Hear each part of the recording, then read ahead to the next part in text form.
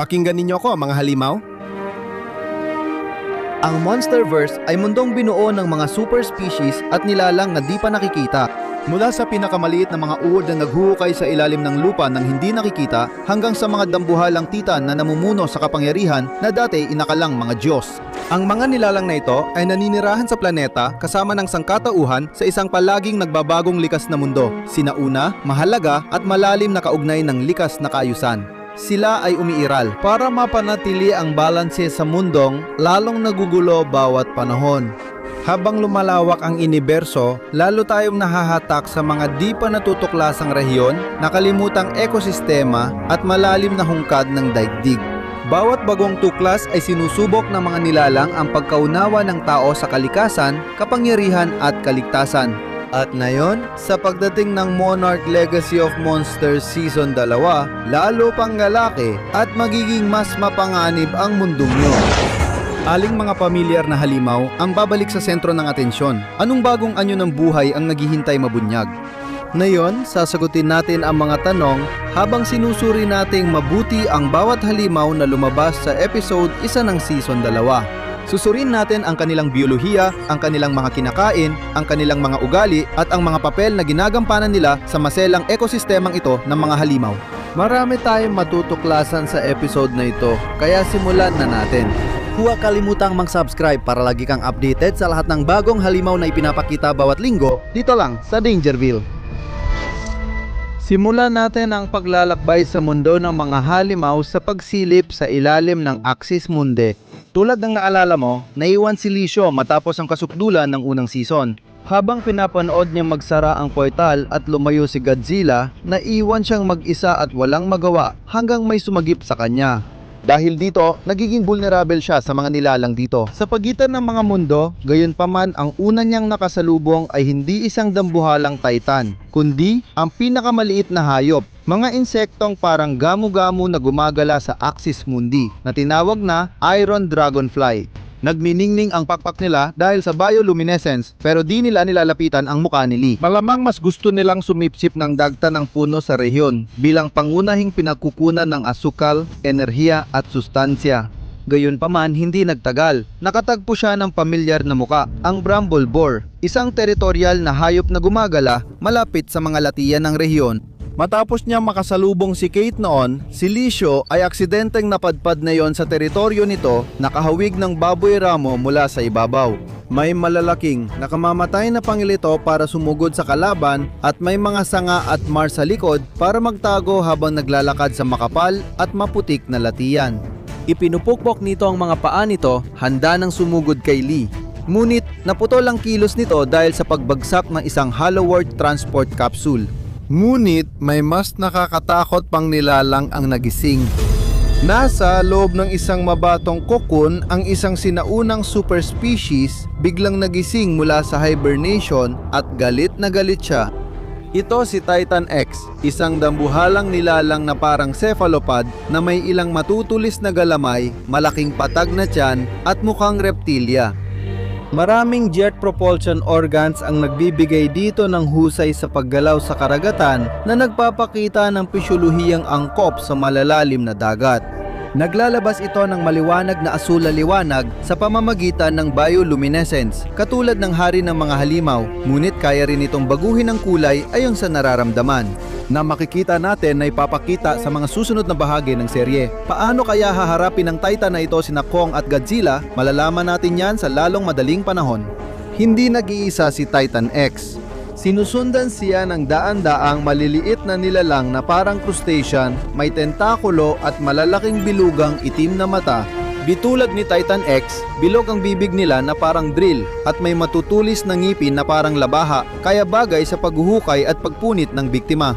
Hindi malinaw kung ang mga nilalang na ito ay anak ni Titan X o sumasamba lang sa kanya, naakit sa kanyang proteksyon. Ang kanilang pagdating ay senyales ng pagsapit ng isang mapaminsalang puwersa. Dumaan si Titan X sa portal kasama ang mga nilalang na ito, hinila si Lee pabalik sa ibabaw kasama niya at sa kabila nito walang iba kundi ang isla ng Bungo. Tumakas siya sa dagat, kaya ngayon may bagong mapanganib at di mapipigilang banta ang planeta. At hindi rin nalalayo ang isang napakatangkad na Alpha Titan, kaya't magpatuloy tayo sa pamamagitan ng pagtingin sa mga megafauna ng isla ng Bungo. Si Kong, ang ikawalong kababalagan ng mundo, ay dumating na hinatak ng bagong Titan at winasak ang aparatong nagbukas ng kasuklam-suklam na ipu-ipo na mukhang mas malaki kumpara noong una. Nakita natin siya sa isla ng Bungo noong 1973 at maging noong 1973 pero hindi pa rin siya kasing tangkad na ngayon. Sa Godzilla vs. Kong, dahil ilang taon pa ang pagitan mula sa labanan na yon nung una nating nakilala si Kong sa season 2. Sinira niya ang base ng Apex habang sinusubok nila ang teknolohiyang nagbubukas ng portal sa Hollow Earth. Si Kong, tagapagtanggol ng isla, ay pinagtatanggol ang kabanalan ng kanyang tahanan at mga nilalang dito, dinudurog ang nagbabanta sa kaayusan. Kapansin-pansin, mas agresibo siya sa kanyang sariling lupain. Hindi siya nag-aaksaya ng oras sa pagharap sa anumang banta na humaharang sa kanyang daraanan. Ngunit gayon din, kapag hindi siya aktibong nangangaso, nagpapahinga siya ng sandali sa mga damuhan. Marami pang ibang nilalang sa isla, kabilang ang isa na baka pamilyar sa iyo. Ang mga Leafwing ay madalas lumalabas na orihinal na nilalang sa Monsterverse na makikita sa iba't ibang pelikula at serye bilang matatag na bahagi ng ekosistema ng Hollow Earth. Ang mga nilalang na parang paniki at pterosaurian ay may matitinik na panga na madaling tumusok at pumunit sa kanilang biktima. Matingkad na berdeng malalapad ang kanilang pakpak na parang dahon, kaya't madali silang magtago sa tuktok ng puno. Kapag sabay silang lumilipad, gamit nila ang liksi at tahimik na kilos para mahusay manghuli, kaya't mabagsik silang mandaragit. Sa kabila ng kanilang maliit na laki, ang mga nilalang na ito ay mas maliit at hindi gaanong mapanganib na kamag-anak lamang ng mas mabagsik na mandaragit na siyang naghahari sa kalangitan ng isla ng Bungo. Mula sa comics hanggang sa live action na serye, si Psycho Vulture, ang mandaragit na ito sa himpapawid, ay lumalaki hanggang 9 na talampakan ang lawak ng pakpak at kahawig ng paniki. Dahil sa manipis na balahibo, malamembranong pakpak at matutulis na ngipin at kuko na kayang tumusok at punitin, ito ang naghahari sa kalangitan ng isla ng Bungo.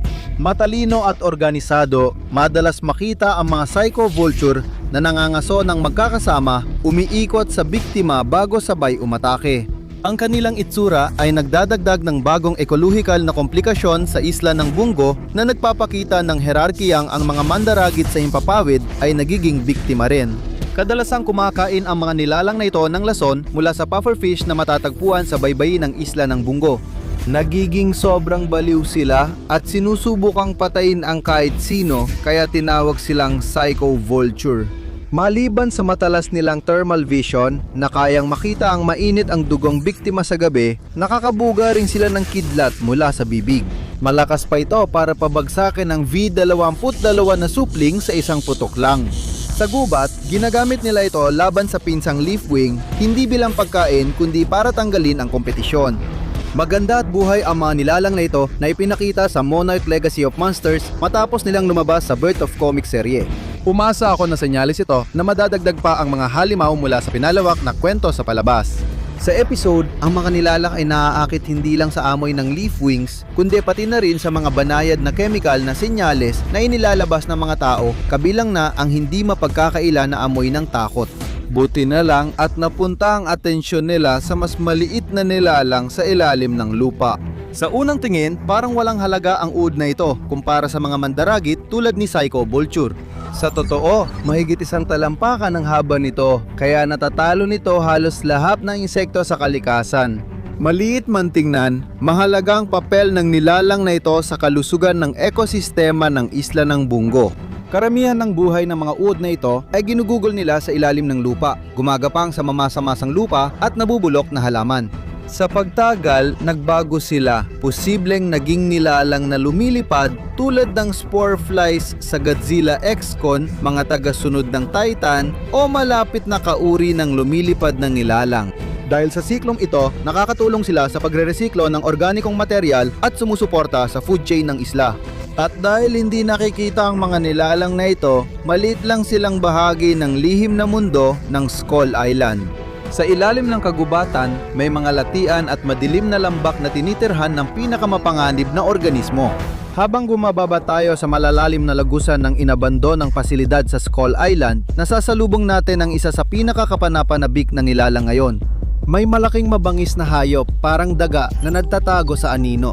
Gumagalaw ito gamit ang malalakas na harapang paa, matitibay na likod na binti, at mahaba, latigong buntot para sa balanse. Habang binabantayan nito ang teritoryo mula ilong hanggang buntot. Ang nilalang ay halos 20 talampakan ng haba at ang kabuuang anyo nito ay kahawig ng isang dambuhalang daga. Gayunpaman, mapapansin ng mga matalas ang mata na kahawig din ito ng isang malaking pusa, lalo na sa hugis ng bunggo nito. Ang panga nito ay puno ng matutulis na ngipin para sa pagpunit ng laman, at ang mababa at nakapulupot nitong tindig ay kahawig ng posisyon ng pangangaso ng timog, Amerikanong jaguar. Malinaw na palatandaan na ang nilalang na ito ay ginawa para sa biglaang pagsalakay, tumatalon sa biktima ng may nakamamatay na husay.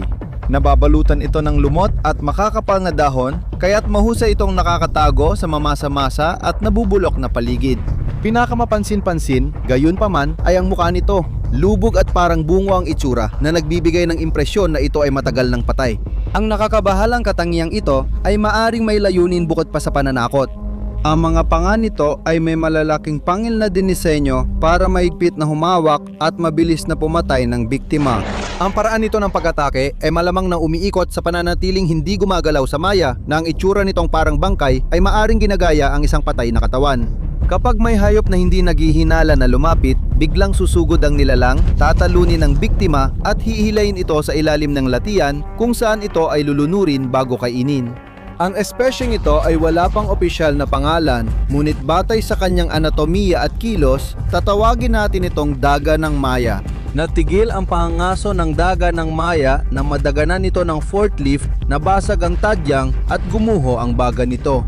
Dahil sa kondisyon ng mga latian sa isla ng Bungo, malamang hindi ito nag-iisa. Maaaring may iba pa na nakukubli, hindi nakikita sa madilim na tubig sa ibaba.